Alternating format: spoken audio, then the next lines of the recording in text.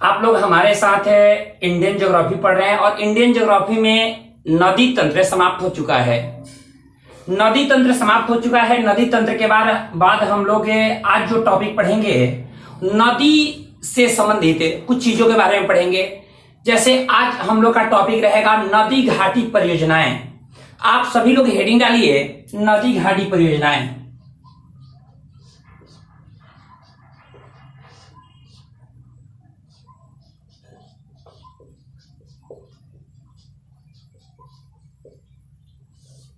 परियोजनाएं। अब ये देखिए, आज हम लोग नदी घाटी परियोजनाओं के बारे में देखेंगे और इससे जुड़ी हुई तमाम चीजों के बारे में अध्ययन करेंगे। नदी घाटी परियोजनाओं में अगर हम लोग देखें तो नदियों पर, नदियां जो बह रही हैं, इन नदियों पर बांध बनाकर नदी के जल को रोक लिया जाता है। नदी के मार्ग में बांध बनाकर नदी के जल को रोक लिया जाता है और ये नदी का जल जब रोक लिया जाएगा तो बांध के बनने से नदी का जलस्तर, इस बांध के पीछे नदी का जलस्तर बढ़ जाता है।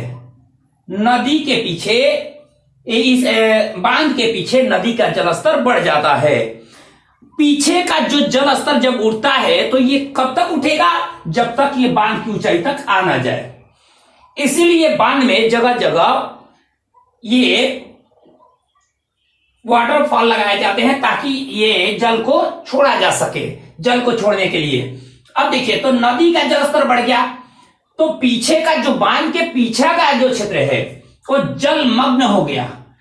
उस जलमग्न क्षेत्र को हमें कृत्रिम झील कहते हैं। कृत्रिम झील। नदी के पीछे बांध, जब नदी के मार्ग पर बांध बनाया जाता है तो बांध के पीछे का क्षेत्र क्या होता है? जलमग्न हो जाता है और जलमग्न हो जाने से उसका जल स्तर बढ़ जाता है। एक बहुत बड़े भूभाग को घेर लेता है ये जल। जब बड़े भूभाग को घेर लेता है तो उस क्षेत्र को हम कृत्रिम झील कहते हैं या मानव निर्मित झील कह सकते हैं। नदी घाटी जो परियोजनाएं हैं, अब जरा सोचिए, नदी घाटी जो परियोजनाएं हैं कई मामलों में महत्वपूर्ण है। वर्तमान समय में नदी घाटी परियोजनाओं ने बहुदेशीय रूप धारण कर लिया है। नदी घाटी परियोजनाओं का विकास बहुदेशीय ढंग से किया जा रहा है। यानी जब नदियों पर जब बांध बना करके जल को रोका जाता है तो उसके पीछे कई सारे उद्देश्य होते हैं। तो जब एक कार्य करने के पीछे कई सारे उद्देश्य हो तो उसे बहुदेशीय परियोजना कहते हैं। नदियों के पीछे बांध बनाकर नदी के जल को रोक लिया जाता है जिससे एक साथ कई सारे उद्देश्यों की पूर्ति की जाती है। इसे ही हम बहुदेशीय नदी घाटी परियोजना कहते हैं। बहुदेशीय नदी घाटी परियोजना क्या है? नदियों पर बांध बनाकर नदी के जल को रोक लिया जाता है जिससे एक साथ कई सारे उद्देश्यों की पूर्ति की जाती है। उसको हम बहुदेशीय कहते हैं। बहुदेशीय अर्थात कई सारे उद्देश्य में क्या क्या उद्देश्य हो सकते हैं? पहला, नदी पर जब बांध बनाया जाएगा, नदी के जल को जब रोका जाएगा तो वहां से कई सारी नहरें निकाली जा सकती हैं, यानी सिंचाई व्यवस्था। पहला नंबर सिंचाई व्यवस्था, पहला सिंचाई। दूसरा, नदी पर जब बांध बना रहे हैं तो बांध से जब जल को छोड़ा जाता है, वहां से जब जल को छोड़ा जाता है, क्योंकि जब जल स्तर बढ़ेगा तो छोड़ा जाएगा, तो वहां पे क्या किया जाता है कि वहां पे डायनामो टरबाइन लगा करके जल विद्युत उत्पादन किया जाता है। तो सिंचाई के बाद जल विद्युत उत्पादन, जल विद्युत उत्पादन के बाद तीसरा चीज कि जल विद्युत उत्पादन के बाद एक चीज और कि जो पीछे का जो हिस्सा है वो जलाशय क्षेत्र हो गया है। तो ये जो जलाशय का क्षेत्र है, इस क्षेत्र में मत्स्य पालन किया जा सकता है। मत्स्य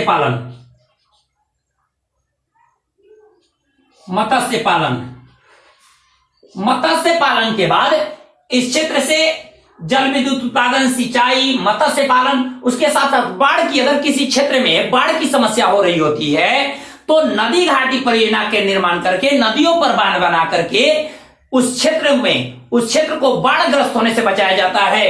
जैसे कि आप देख सकते हैं कि कोसी नदी बिहार में आकर के तबाही मचाती है, जिसके चलते नेपाल में कोसी नदी पर हनुमान नगर नामक स्थान पर एक बांध बनाया गया है जिसका नाम है हनुमान नगर बैराज।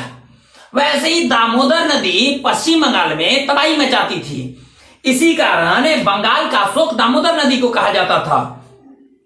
लेकिन दामोदर नदी पर कई सारे बांध बनाए गए। दामोदर घाटी परियोजना के तहत दामोदर नदी पर कई सारे बांध बनाए गए, जिसके चलते पश्चिम बंगाल में बाढ़ की समस्या से निजात मिल पाया पश्चिम बंगाल को, यानी बाढ़ पर नियंत्रण।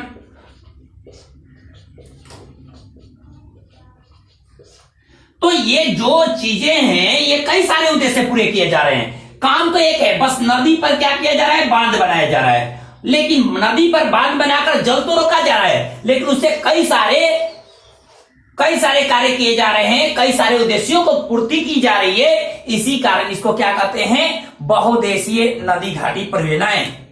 ध्यान रखिएगा इस चीज को। अब देखिए,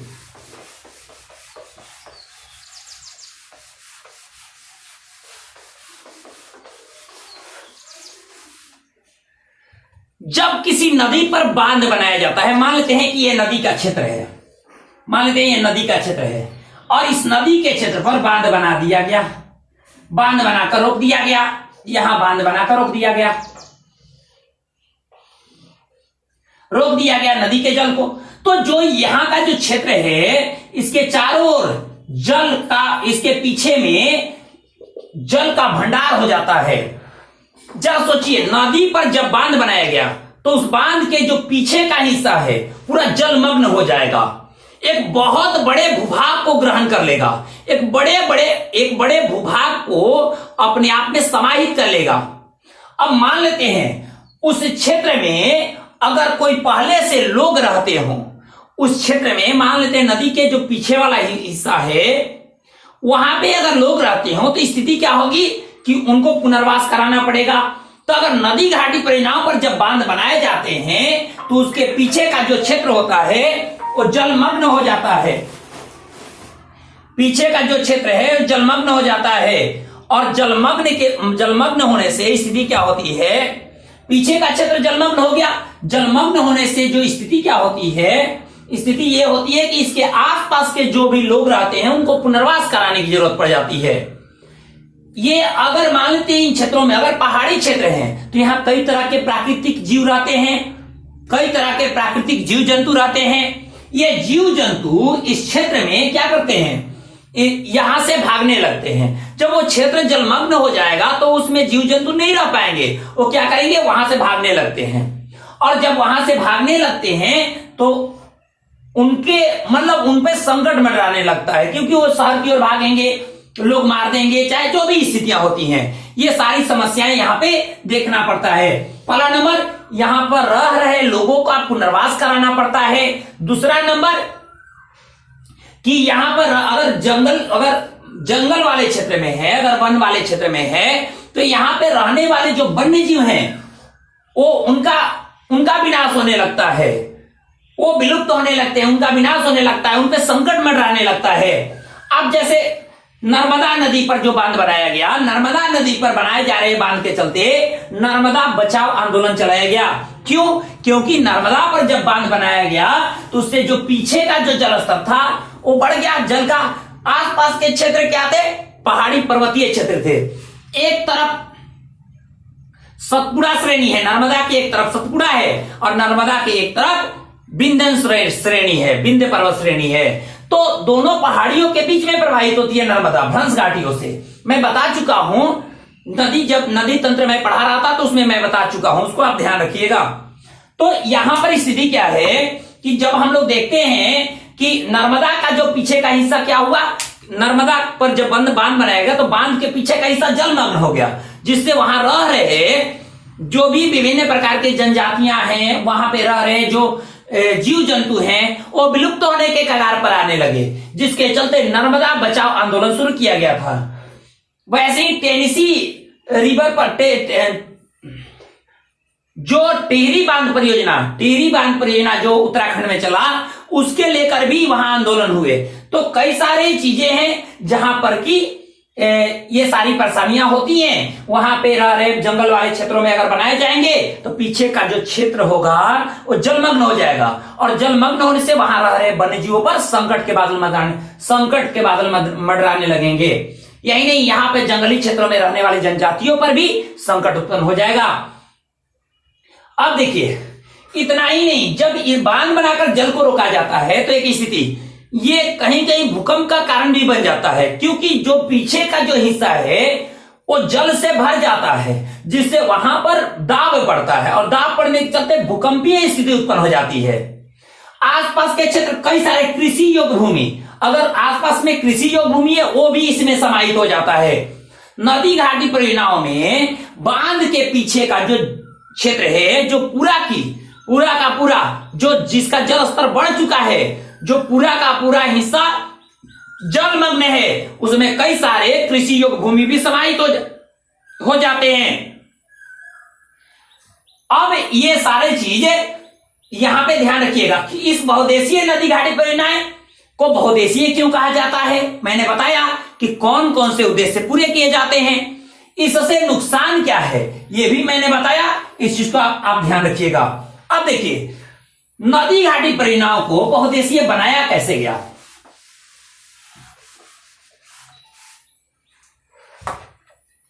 देखिए, एक बात मैं बता दूं कि जो नदी घाटी परियोजनाएं प्रथम विश्व युद्ध के बाद स्थिति ये आई कि पूरे विश्व में आर्थिक मंदी का दौर आया। आपको पता है 1929 की आर्थिक मंदी, वैश्विक आर्थिक मंदी आपको पता होगा कि 19, अगर नहीं है तो मैं बताऊंगा, जब हिस्ट्री में पढ़ाऊंगा तो उसमें मैं बताऊंगा कि वो आर्थिक मंदी क्या दौर था और कैसे आया। तो 1929 का जो वैश्विक आर्थिक मंदी था उससे सबसे पहले अमेरिका में, और अमेरिका के बाद पूरे विश्व में आर्थिक मंदी की स्थिति आने लगी। जब अमेरिका में आर्थिक मंदी की स्थिति आई, जब अमेरिका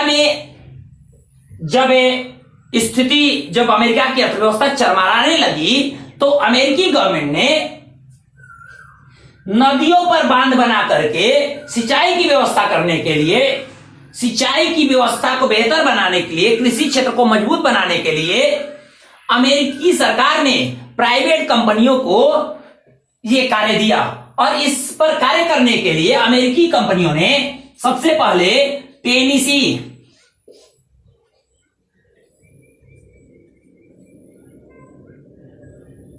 टेनेसी वैली